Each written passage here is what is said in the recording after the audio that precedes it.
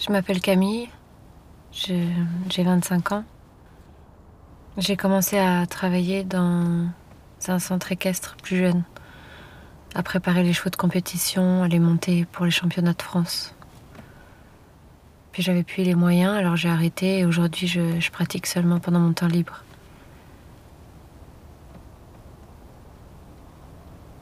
À cette période-là de ma vie, je cherchais du travail et ma monitrice était infirmière et celle qui m'a dirigée vers le milieu hospitalier.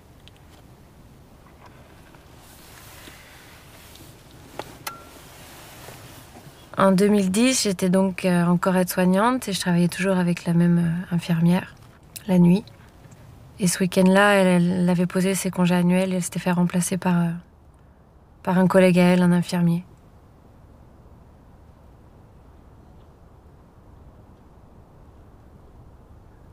Ce jeune homme-là, je l'avais déjà croisé à la relève le matin ou dans le cadre d'une réunion, je sais plus.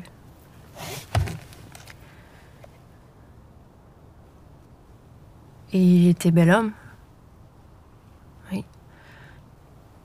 La première nuit, ça s'est bien passé. Et il faisait beaucoup de blagues, dont une qui m'a marquée.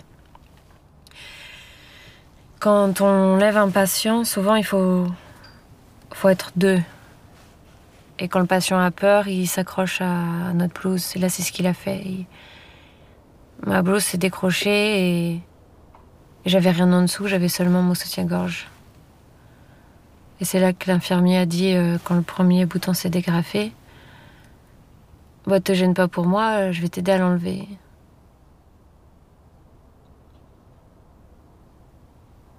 Alors ça m'a dérangée. Ça m'a...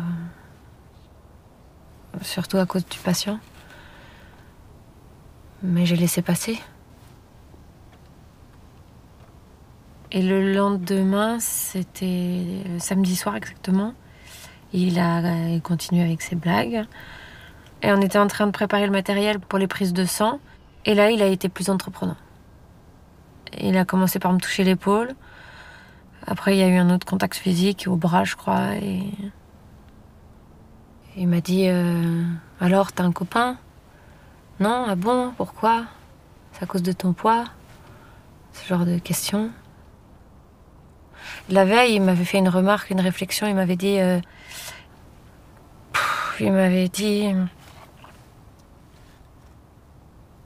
toute façon, il va falloir que t'y passes. Et là, il m'aurait dit la même chose. Il va falloir que t'y passes un jour ou l'autre, non? Moi, j'avais envie de répondre. Je veux lui dire, le sexe, c'est pas une priorité pour moi dans la vie. Je dis rien. Il n'y a rien qui vient. Il n'y a rien qui vient.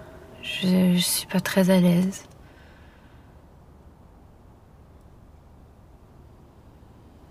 Et il y a la sonnette d'un patient. Donc j'y vais.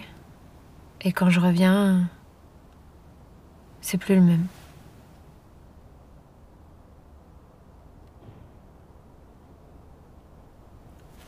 Il avait installé un matelas par terre.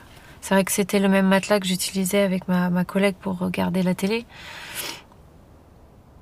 On s'appuie contre le canapé, on met le matelas par terre parce que le canapé est dur. Et là, clairement, il me saute dessus. Il me tire ma blouse, il fait sauter les pressions. Et il me dit, de toute façon, il va falloir que tu passes. Il a arraché ma blouse, mon pantalon, il l'a ouvert violemment.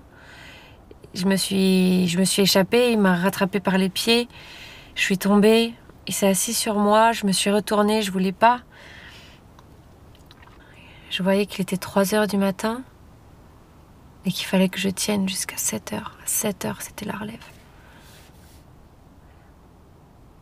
Ça, c'était fixé dans ma tête, c'était en boucle.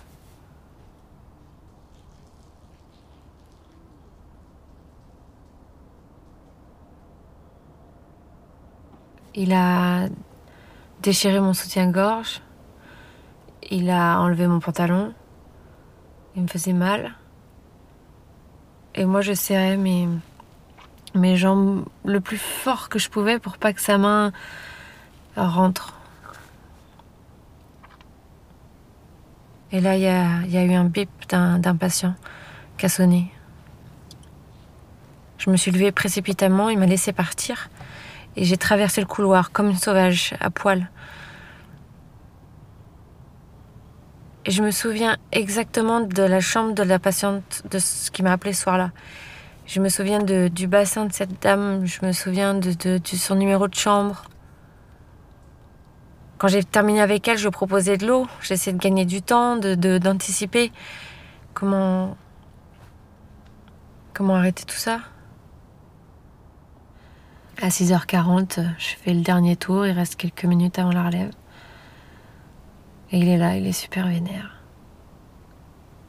Et tout le monde le regarde.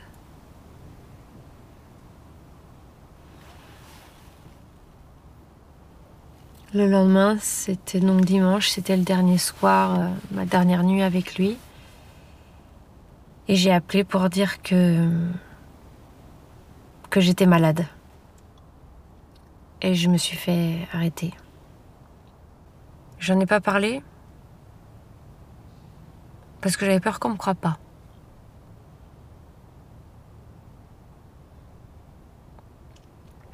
Pourquoi un homme comme lui pourrait s'intéresser à une femme comme moi?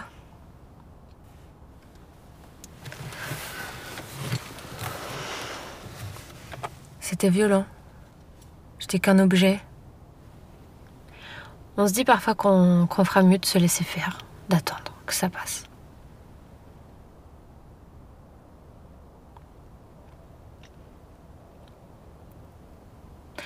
Maintenant, je porte toujours quelque chose sous ma blouse, même quand il fait chaud, pardon. Je porte toujours quelque chose sous ma blouse. Et maintenant, je suis infirmière. Je travaille toujours avec 2 aides-soignantes et 2 médecins en réanimation. On est toujours nombreux dans nos équipes. C'est un choix, c'est pour ça que j'ai choisi l'ARIA. Parce que je veux plus jamais me retrouver toute seule avec un homme, la nuit.